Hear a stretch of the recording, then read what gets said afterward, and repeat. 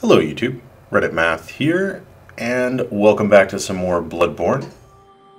Picking up in the Hunter's Dream again, with a dozing doll. Welcome home, good. I must have... What is it you... Very well, let me... Nothing to say there. Go ahead and pick up another level of Arcane. One away from finally being able to check out some of those spells. And as mentioned in the last video, this is going to be a slight side trek into some ritual dungeons. But instead of delving deeper into the one we've already opened up, what I'd like to do is try out this root chalice, which is going to require a couple of ritual bloods. So if I pop over here, I believe I can buy a ritual blood there. And I need 2 of them. Okay. So, 2,500. Not even close. Alright, 1 more cold blood dew should do it. 2 more cold blood dews should do it. Like I said. And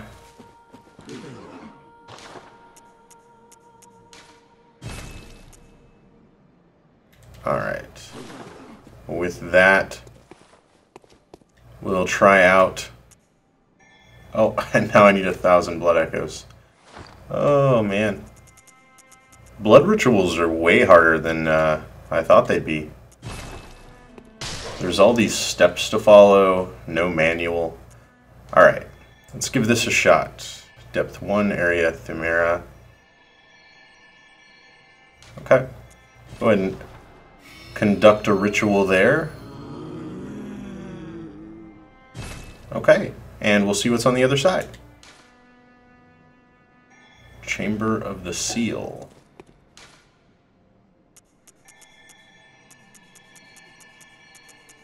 Okay, I wonder if from that we can assume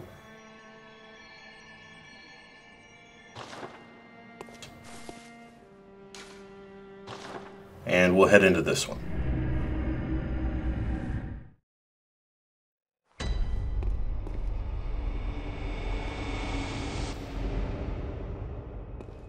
Starting room, nothing terribly remarkable here. Except these guys, specifically that one, appears to have his mouth wide open and is wailing. Now, I believe these are, procedurally generated, and so I'm guessing my dungeons are not going to be the same as anybody else's, or at least not exactly the same. I'm not sure to what degree they're different. That was pretty easy. I haven't watched anybody else play to see, like, what theirs have been like or anything. Dead rat. Oh, and I believe that guy's throwing poison throwing knives. Yep, I didn't mean to stand there and actually find out, but that's what happened. Okay.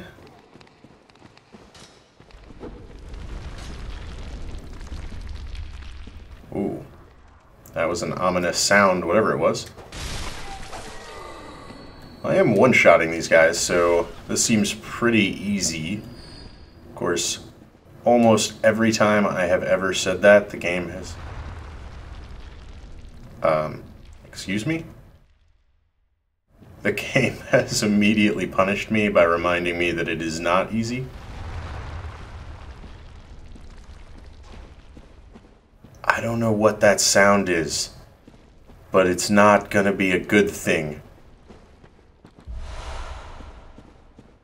Loud, booming sounds are almost never a good thing.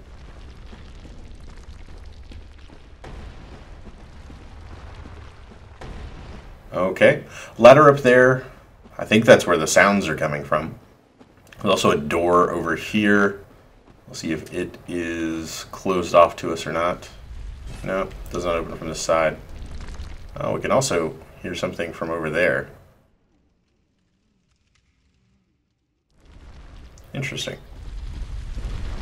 Maybe they connect together, and whatever is making that sound is on the other side. Oh. There's this little tunnel. Oh, whoa. Almost didn't see him. Oh. And he is a little too short to be hit by our thrust attacks.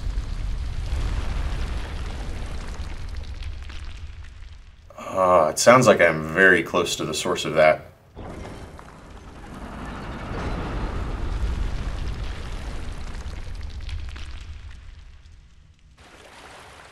Whatever the source of that is, I do not yet know.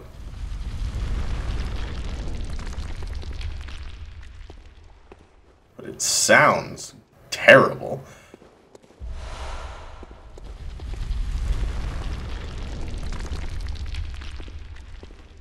Trying to pinpoint the source of the sound effect.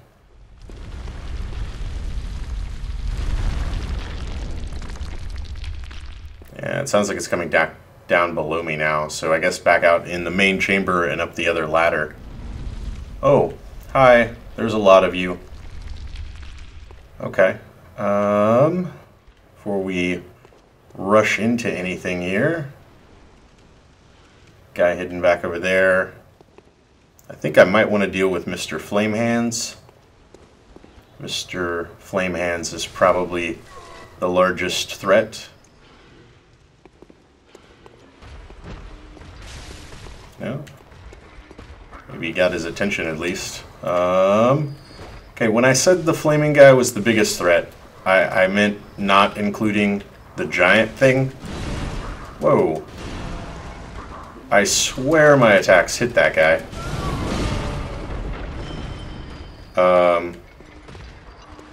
Okay. I'm not entirely sure what killed him just then. It was one of the other enemies, or what exactly? Alright, enough dancing around now. Oh, yeah.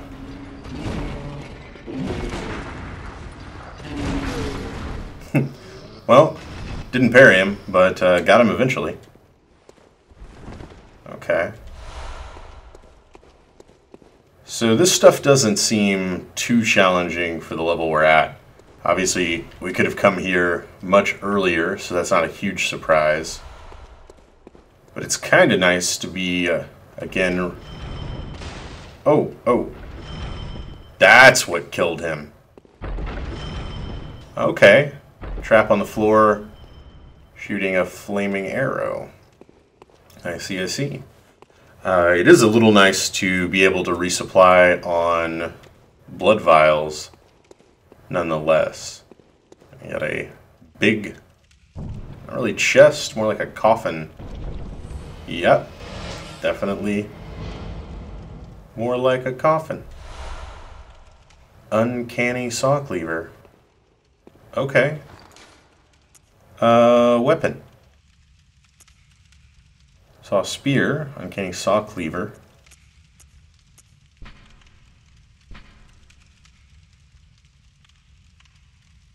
I believe this is basically the same as the starting saw cleaver. I don't have one as it wasn't my starting weapon, so I might want to purchase one just to compare the stats at some point. Interesting that that would be, I don't know, a random loot drop, perhaps? When we opened the chest, there was a rather, like, ominous sound. I don't know if that's supposed to be the kind of congratulatory, you opened a chest and it had loot inside it sound? Or what exactly? Yeah. The big... Oh! Okay. Well, we found the source of that. And Sin's Fortress Revisited we have here. Okay. We get to relive our Indiana Jones fantasies from childhood right now. Nope. Not a hole we want to drop down.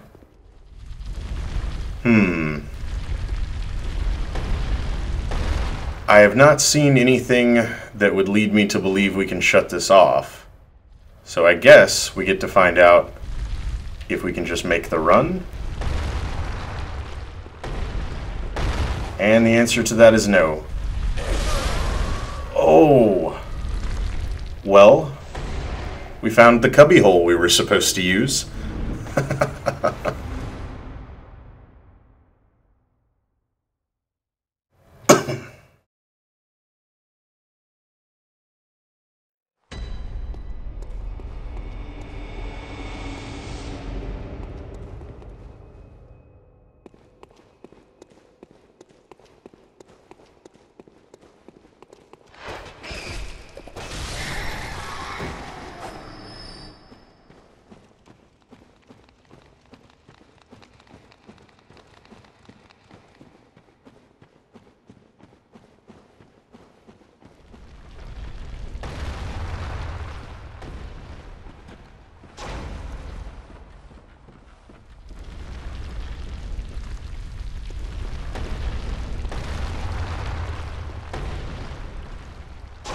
We also affirmed a couple of other things.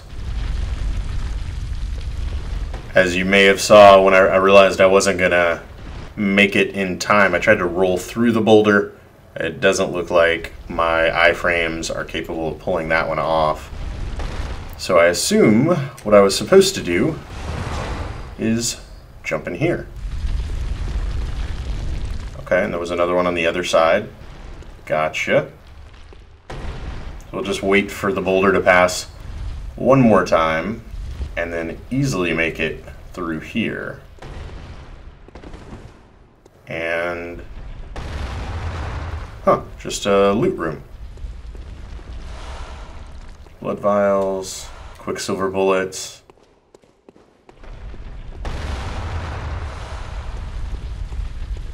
Okay. So was this the entire thing? Like, we found a chest that gave us a weapon, and we found a room that gave us a bunch of blood vials and quicksilver bullets. And I don't think there's any other way to go. If I missed anything, I would certainly enjoy hearing about it. We didn't find any levers like we did in the last one that we could pull and would allow us to open up a door. We didn't even see a door, did we? Let's head back this way, because I think we could take the left or we could have gone straight. Yeah, okay, so there was this. Does this perhaps lead in the further down direction? Huh. There was just another lantern, like right on the other side. Could we have opened that from the very beginning, I wonder? Maybe the act of opening the chest also allowed that door to be opened? Oh. Looks like we located another bag man.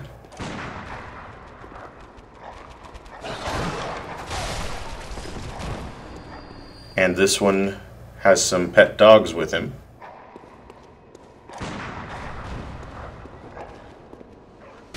Oh, poison throwing knives. Fantastic. Oh man. Come on now. Antidote. Oh, this is locked. Okay. The strategies needed to get past one of these, the sacks, like the kidnapping guys, changes an awful lot when they're in a room like this surrounded by other enemies. So let's see if we can't eliminate the riffraff first. Oh, not good. Speaking of being surrounded by other enemies, that was one of his attacks that has always been rather pointless when they're alone. The only time we saw it otherwise was my unfortunate mishap with a giant pig. But you can definitely see how it could get you into some trouble when there's a bunch of these guys and you're trying to just juke and dodge around in a room. Yeah, let's just take the easy way out on that one. Alright, just you and me now? Just you and me now. Alright, pal. Let's do this.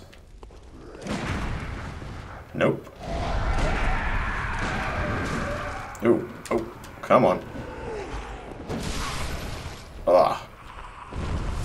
Well, that took an awful lot of resources for one guy. Got some bolt paper out of it. That's an interesting drop. And I did see there's a ladder going up there. But this room appears to have more to it. Doorway on the left. I'm not hearing or seeing any other enemies, though. Huh. Such a large room with all of the enemies packed into the one side that you come in from. Alright. That looks like an enemy at the other end of a long hallway, and we'll see where this ladder leads us. I just noticed something.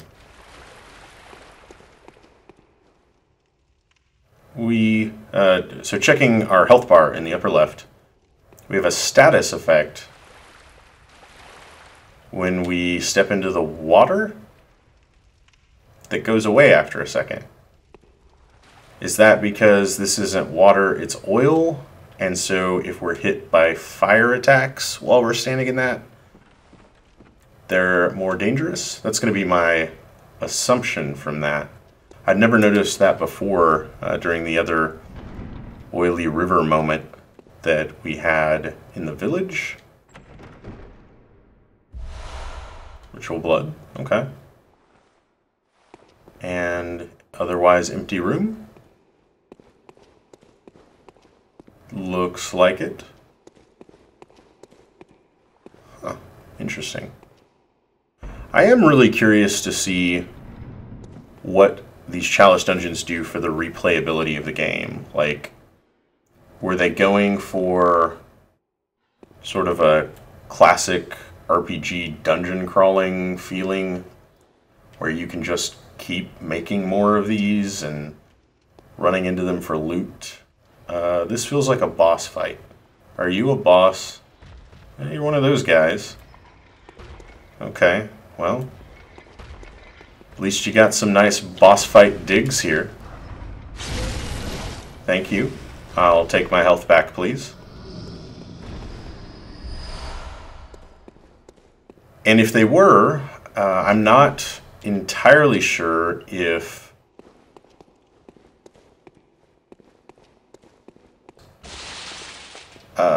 like if you can put down a summon sign and, you know, be brought into somebody else's chalice dungeon. I don't know how that would work exactly. Certainly would be interesting. I could see it going either way. Somewhere a door to the old labyrinth has opened. Alright.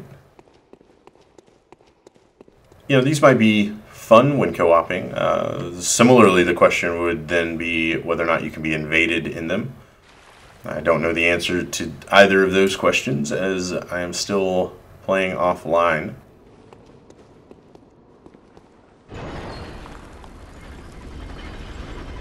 But it still remains to be seen, like, what the replayability of these are going to be, like how much fun they turn out to be, how much fun the community finds them to be, all of that sort of stuff. Oh, man-eater boar. Oh, yep, you nearly ate me, man-eater boar. And gotcha.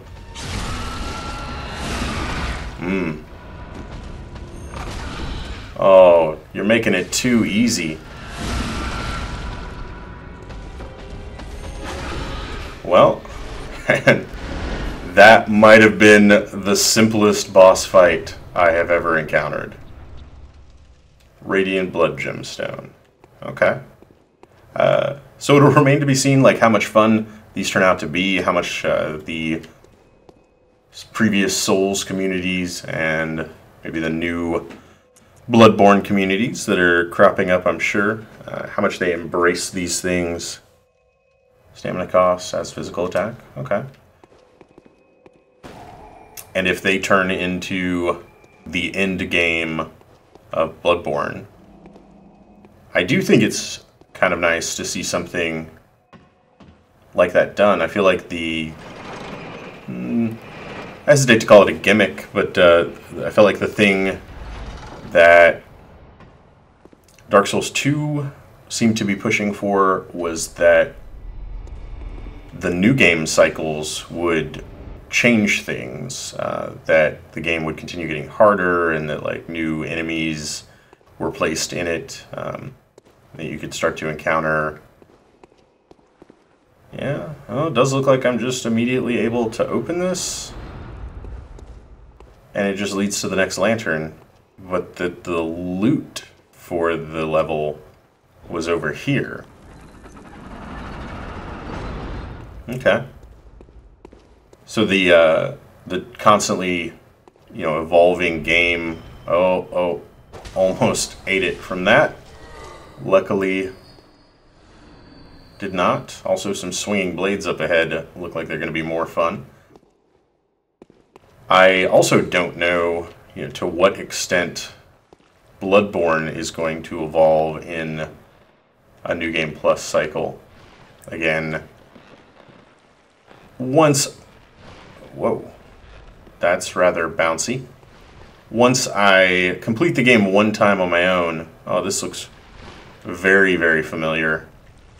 You're gonna be a knife-throwing guy, aren't you? Well, two can play that game. Oh, still tag me.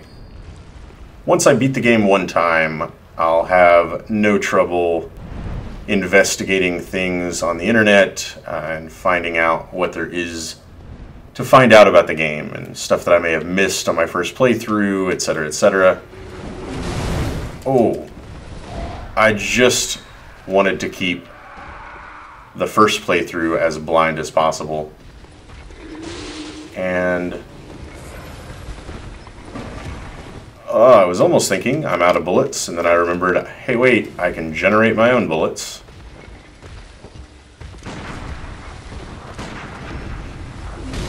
Oh, that stung. That wasn't very nice to do to me, Mr. Man with a burning ember of a weapon. Yeah, you know what? Let's get some extra range out of this.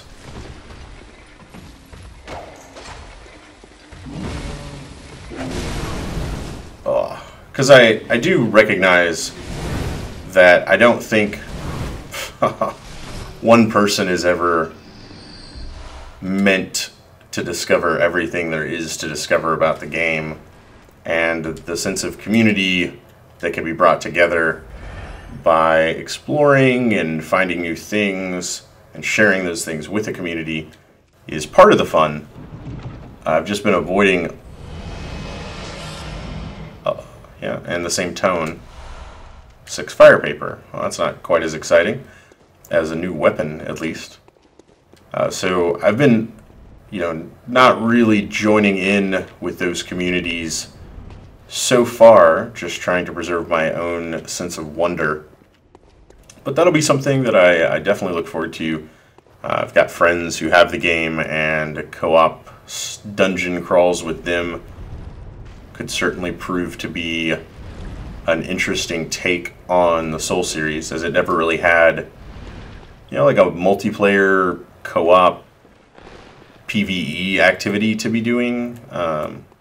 That wasn't really something previous games had much of. You could just sort of you know, hey man, you want to help me beat this boss? That was pretty much the extent of it. Okay. What are you? You are a new thing.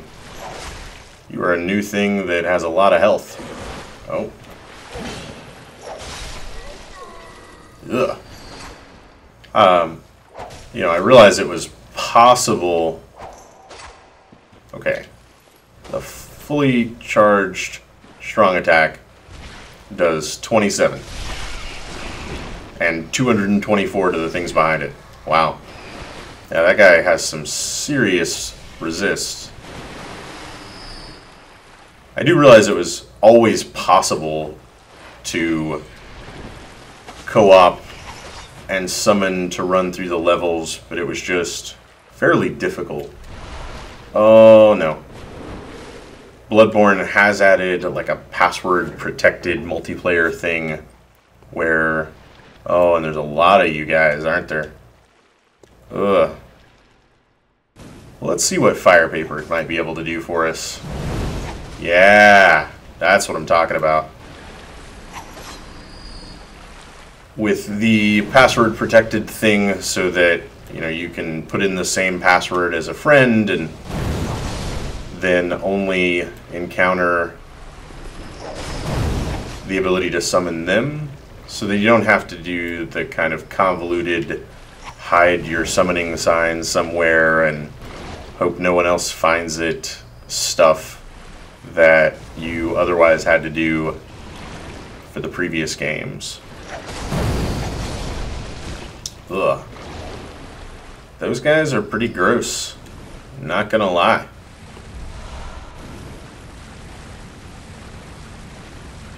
We meet again. Ooh, nice.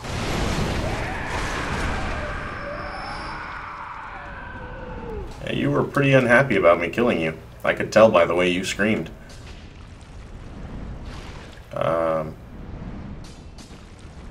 Hearing a new pulsating sound from somewhere. It's a little interesting. Let's give this a shot. No pun intended. Yeah. Physical attacks are definitely not the way to go against those guys. Oh, okay. The blades are above me. That's what's making that sound. This is what I would have fallen into had I gone over the side while the blades were overhead. Gotcha, gotcha. Okay. Well, I think this has been an interesting trek. I'll be curious to compare the weapon that we got against the normal version of it. And in fact, instead of making you guys watch me get out of here, I think I'm just going to cut back to that, and we'll take a quick look at that to answer our curiosity. And even though curiosity killed the cat, satisfaction brought him back. So, Saw Cleaver, default starting weapon, which I just bought a copy of, and the Uncanny Saw Cleaver that we just picked up. As you can see, their stats are identical with the exception of their gem slots. The one we just got has the triangular blood gem slot, whereas the default one has a crescent slot. The lore on both is identical, but it looks like you can just find some with some different gemstone configurations, so that's interesting. I would definitely be curious to see whether or not some of the other weapon items are also available to find as like variant versions, things like the Kirk hammer, or specifically things that are otherwise, you know, 20,000 souls, like Ludwig's Holy Blade, the Stake Driver, the Tonitrus. You know, these are very expensive items, and if you could find other versions of those in the Chalice dungeons, that could be very interesting. So we at least got that question answered. We dug a little ways into this second labyrinth, getting down to layer 2, and yeah, basically a little bit further along. Maybe we'll come back and check those out another time when we're running low on supplies again, or just need to beef ourselves up. I think in the next video we're going to answer a burning question in my brain of what is with the Canehurst summons. Head back to the Hemwick Crossing. I'm not entirely sure which area that's going to be. It was called the Hemwick Crossing, right? Hemwick Charnel Lane is a location. Yeah, Hemwick Crossing. So it's got to be somewhere along there. That'll be a question best answered next time. I do thank you guys for joining me. I hope you enjoyed the video. If you did, feel free to subscribe for more like it. Leave a like or a comment if you have anything to say about this or any of my other videos. I always appreciate the feedback, and I will catch you guys next time.